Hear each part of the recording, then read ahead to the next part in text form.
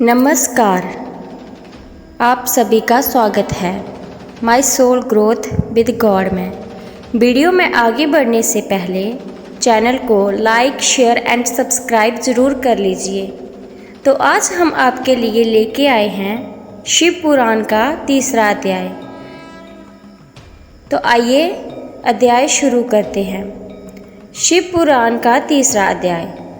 शौनक जी ने कहा, हे सूत जी, आप महाज्ञानी हैं। आपकी बताई हुई इस कथा को सुनकर मैं अत्यंत आनंदित हो गया। कृपया करके आप हमें ऐसी अन्य कथाएं और भी सुनाइए। सूत जी ने कहा, हे शौनक, तुम शिव भक्तों में अत्यंत श्रेष्ठ हो। अंत मैं तुम्हें गोपनीय कथा वस्तु का भी ज्ञान देता हूँ। एक समय में समुंदर के निकट के प्रदेश में एक बाष्कल नाम का ग्राम्य था। वहाँ पर महापापी द्विज रहते थे, जिनको वैदिक धर्म का ज्ञान नहीं था। वहाँ पर रहने वाले सारे लोग अत्यंत दुष्ट थे। उनको कोई भी धर्म की वस्तुओं पर विश्वास नहीं था। वो लोग ना तो देवताओं पर भरोसा करते, ना तो भाग्य पर। ऐसी कुटिल वृत्ति वाले लोगों का मन हमेशा दूषित विषयों में ही लगा रहता था। वे लोग अपने पास अत्यंत भयानक अस्त्र शस्त्र रखते थे। इन लोगों को ज्ञान, वैराग्य और सद्धर्म का कोई भी ज्ञान नहीं था।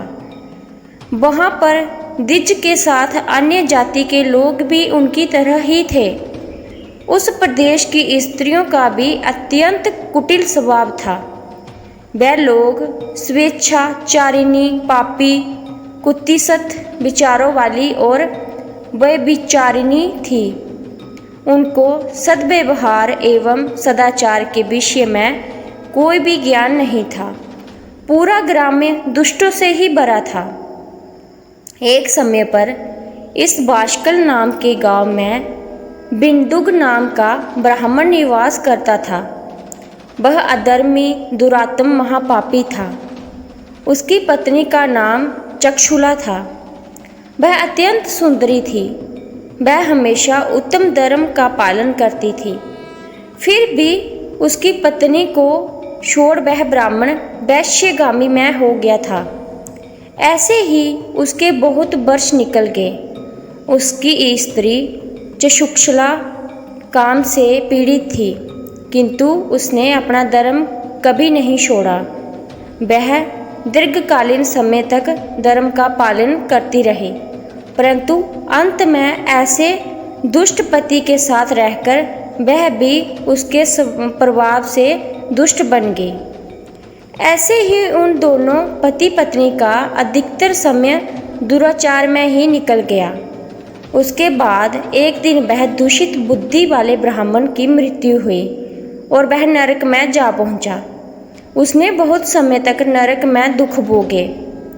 तदनंतर उस दुष्ट ब्राह्मण विंध्य पर्वत पर भयंकर पिशाच हुआ और उसकी पत्नी चक्षुला उसके बाद बहुत समय तक अपने पुत्रों के साथ रही।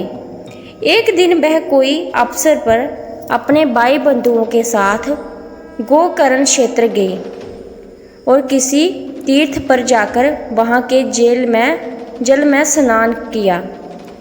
वो वहाँ पर घूमने लगी। घूमते घूमते वह कोई देव मंदिर में आ पहुँची।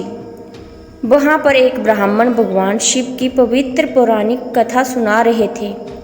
चक्षुला ने भी वह कथा सुनी। ब्राह्मण कथा सुनाते समय कह रहे थे, जो स्त्रियाँ पर पुरुषों के साथ वे विचार करती हैं, वह जब मृत्यु को प्राप्त होती हैं तो यमलोक में दूत उनकी योनि में जले हुए लोहे का परिघ डालते हैं। ऐसा सुनकर चक्षुला भयभीत हो गई और कांपने लगी। कथा समाप्त होने के बाद सब लोग वहाँ से चले गए। तब चक्षुला ने उस कथा सुनाने वाले ब्राह्मण से पूछा, हे ब्राह्मण, मुझे धर्म का ज्ञान नहीं है। अंत मेरे से दुराचार हो गया। आज इस कथा को सुनने के बाद मुझे बहुत डर लग रहा है। मैं यह सुनकर भय से कांप रही हूँ। इस संसार से मुझे वैराग्य हो गया है।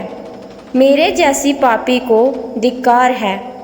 मैं कुत्सित विषयों में फंसकर अपने धर्म से भ्रष्ट हो चुकी हूँ। मैं निंदनीय हो चुकी हूँ। मुझे किस प्रकार की घोर यातनाएं सहनी पड़ेगी और कैसी दुर्गति मिलेगी। मेरे जैसी पापी की सहायता कौन करेगा।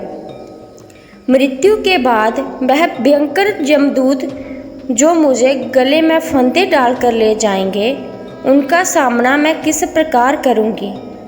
नरक में मुझ जैसी पापिनी के टुकड़े किए जाएंगे तो वह मैं कैसे सहन कर पाऊंगी। मैं अत्यंत पापी हूँ और हर तरह से पाप मैं डूब चुकी हूँ। मैं नष्ट हो गई हूँ। हे ब्राह्मण, मेरे माता पिता और गुरु आप ही हैं। मैं आपकी शरण में आई हूँ। मुझ अबला का उद्धार कीजिए। सूत जी ने कहा, चक्षुला इस प्रकार से खेद और वैराग्य युक्त ब्राह्मण देवता के चरणों में गिर पड़ी। तब उस बुद्धिमान ज्ञानी ब्राह्मण ने उसे उठाया और कहा, बड़ी भाग्यशाली हो कि शिव पुराण के वैराग्य प्रदान करने वाली कथा को सुनकर तुम्हें समय पर भान हो गया। हे नारी, तुम चिंता मत करो, भगवान शिव की शरण में जाओ। भगवान शिव तुम्हारे समस्त पाप तुरंत समाप्त कर देंगे। यह कहकर ब्राह्मण चक्षुला को समस्त पापों को हरने वाली तथा सुख एवं सद्गति देने वाली शिव पुराण कथा की महिमा का वर्णन करते हैं। इस प्रकार शिव पुराण 3रा अध्याय समाप्त हुआ।